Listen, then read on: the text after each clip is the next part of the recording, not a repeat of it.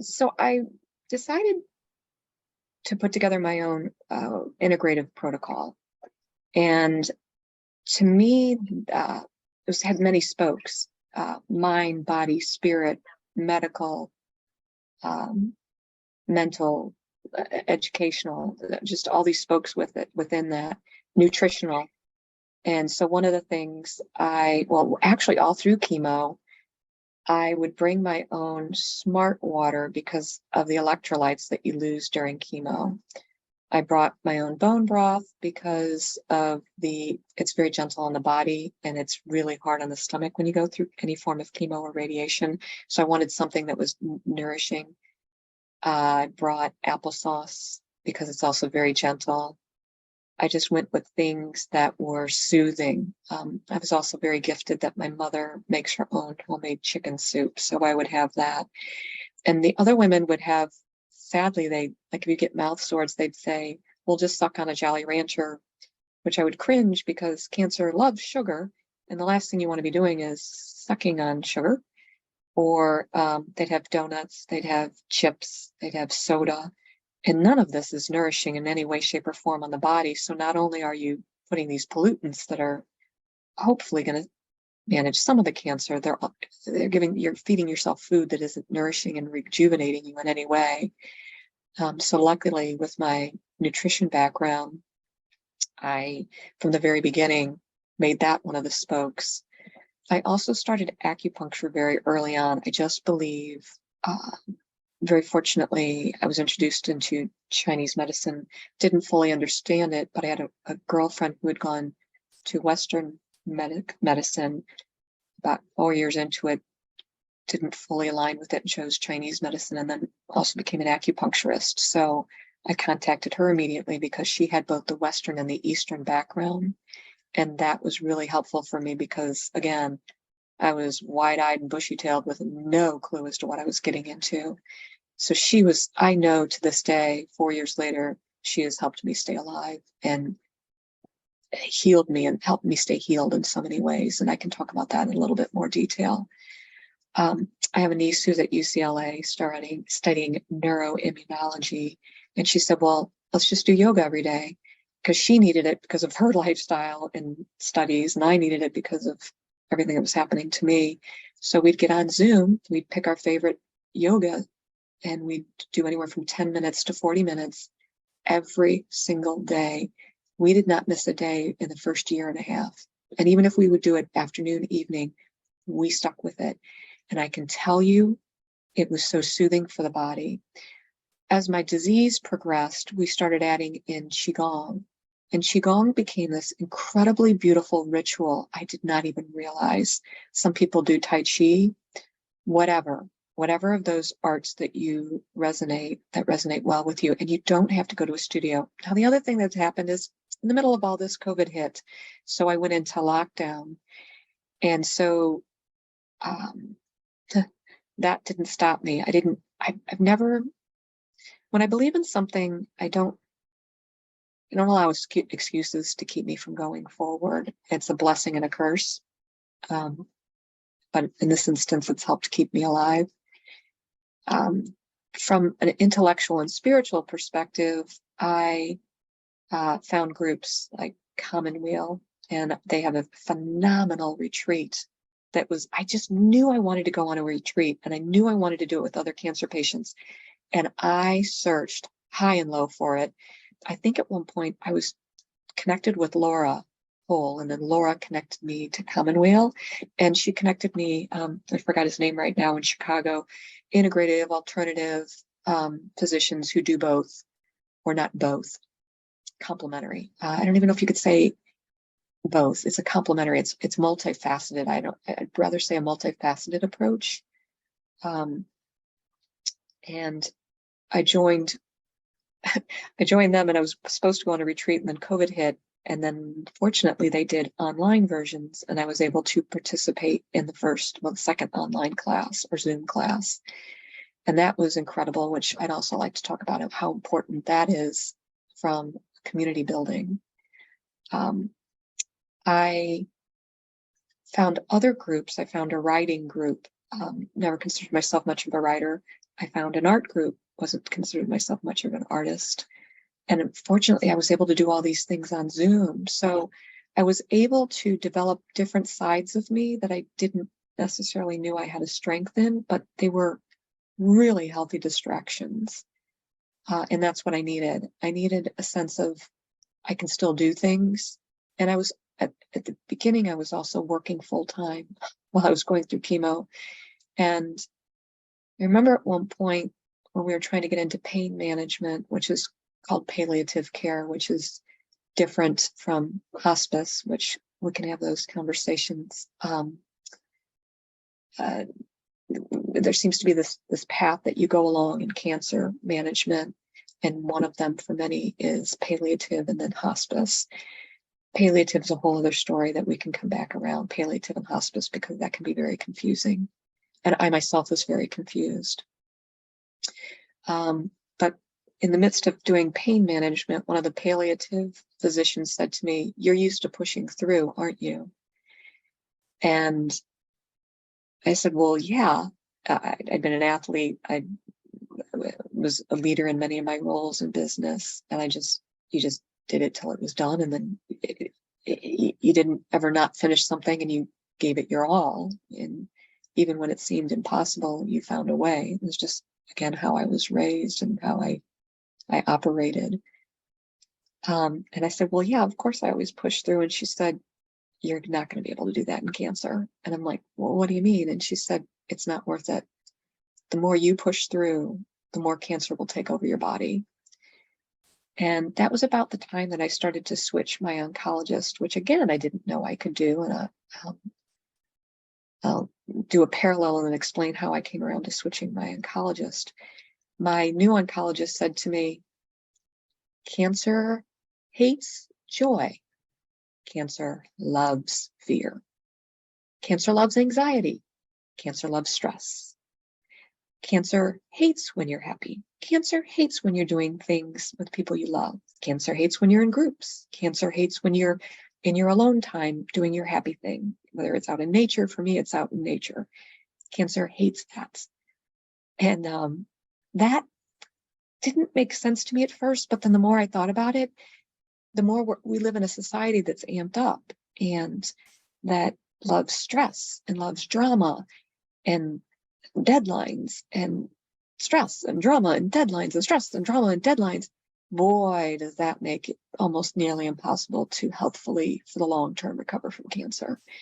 So again, I started choosing things in my integrative approach that I either was curious about or that I thought might bring me joy. For me, yeah. I would like to ask about this cancer hates joy and cancer hates community. So there's a couple different ways to interpret that. One would be cancer hates it and it's going to ramp up and really fight harder, or cancer hates it because it has no defense against these things. So could you unpack that? Yes, it has no defense. It is very hard for cancer to grow when your body is. Now, I'm not saying it'll stop the cancer, but it's more gentle on your body. The treatments aren't as difficult. Your decisions aren't as hard when any of us, myself included, feel supported, when we feel like I'm making this decision from a okay position, even though I don't necessarily know the outcome. And cancer can't glob onto that and make it even more miserable and more stressful. But you eat junk food, and I've heard people say, "Well, I ate junk food all through my cancer." And guess what? They had some of the hardest endings I'd seen when their lives came to a close. Wow. I saw them go through some pretty tough times, because our bodies are these beautiful, magical machines, beings, I don't know even know what to call it, that need nutrients to run. And after a while, if you don't give it nutrients, it's depleted. It doesn't have anything healthy to run on. And it's much like a nutrient is joy. It's just a good nutrient to feed your body. And one of the other things I talked about was the community building. That is another thing to feed your body joy. It took me a while to find my group. and I ended up being in multiple groups. There is in many cities, cancer support community, CSC. In some cities, they're called Gilda's clubs, or they were originally Gilda, founded by Gilda Radner. She did an incredible job of identifying in many cities. There was no support group for cancer patients. No one understood it. No one wanted to talk about it. So she was a real maverick and leader in cancer support groups. And then Cancer CSC started forming in many cities rather than having two competing organizations joined those groups. So you may see Gilda clubs or you may see cancer support communities. So I joined that. In my city, they have St. Louis, they have yoga, Tai Chi, cooking classes, nutrition classes. They have specific support groups based on prostate, ovarian, endometrial, the gynecological, breast cancer. So you sit down with lung cancer, lymphoma, based on your type of cancer. There are groups, you can go into groups where there's any kind of cancer, so it's not differentiated. But like on a Monday night, it's the third Monday of each month at 6:30. If you had any form of gynecological cancer, you could sit with a group of like-minded individuals who are managing the same thing and just hear, how are you handling your meds? How are you handling the side effects? What do you find you can eat? Who do you find to be a good physician? You can share a lot and support each other that way. I did that for a while. And then I found like the conversations were too circular for me. I didn't feel like they were additive enough for me. And that was about the time that I found Commonweal. And that to me was beyond nourishing. And while I didn't get to do the in-person, we did for a month, 3 days a week, we met with 6 women. Again, in this instance, if I'd had lung cancer, I would have met with men and women, but because I have endometrial, it was all women. And we were from all over the country. And we were educated on movement and yoga, some form of spirituality, some form of therapy. In this case, we had an incredible therapist who guided us through different sessions, which I also recommend. Most cancer centers have therapists. I highly recommend therapists, even if you don't know what to say or do, because sometimes I didn't know what to say or what to do, but it was an hour that was for me, that I could talk about whatever I wanted. I didn't have to talk about the cancer. I could talk about the cancer, and oftentimes I didn't. But oftentimes I had to talk about how angry I was at the system, at the way I was being managed, at the way I was watching others be managed. And after a while, it's really hard for your caretakers or your loved ones or your coworkers to hear that, A, they don't understand it. B, they don't have the skill set. It's just not fair. And so there are different resources that have skill sets, and utilize them. Do not think of it as a stigma. Do not think there's something wrong with me, A, because I have cancer, and B, because I'm seeing a therapist. No, it's so healthy. And I think having that multi-pronged approach with movement, spiritual, emotional, physical, mental, learning, I see that as nourishment, just nourishing your body in so many ways. I think part of the reason why I lived and have been alive for as long as I have is because of the approach I took holistically around my entire, not just my care team, but involving my care team, but how I approached my life from mind, body, spirit, physical, the dialogues that I had with a community of friends and family to support me, the dialogues I had with my physicians and my caregivers, my practitioners. And so within that, again, I'll mention that I had my physicians, my nurses, pharmacist. I would often talk with my pharmacist about how are you seeing patients better manage the side effects of this? What kind of dosing are you seeing? Because the other thing I realized is once you're off a certain protocol, you don't necessarily have to stay on the regimented dosing that's recommended. And some of that could vary because of your disease. Some of that could vary because of your genetics. Some of that could vary because of your physical makeup. I happen to be a very thin person, so they were saying I may be dosed differently than someone who is twice my weight. And again, I highly recommend you talk with your physician before making any assumptions or thinking, oh, that can happen to me, or I'm going to take less of this drug because I heard someone else did it. No, always go back to your physicians and your practitioners, because there's a reason they're tailoring this for you. And if you don't feel like your physician is listening to you, you don't feel like you're getting the treatment that you feel makes sense for you, by all means, go to a second opinion, go to a third opinion. I think it's helpful if you let your physician know that, so that there's not sidelined. I would ask my physician, I want to let you know that I'm going to be contacting XYZ institution. Are you okay doing a follow-up with that physician after I have a conversation with them? Because to me, that also is more brain power. I've got here the physician who's been working with me, and maybe here's a physician who has research on something new. And the physician that may have something new and fantastic, the oncologist, may not know all of my circumstances. So by talking to my oncologist who I've been working with, there's just better synergies, ideally.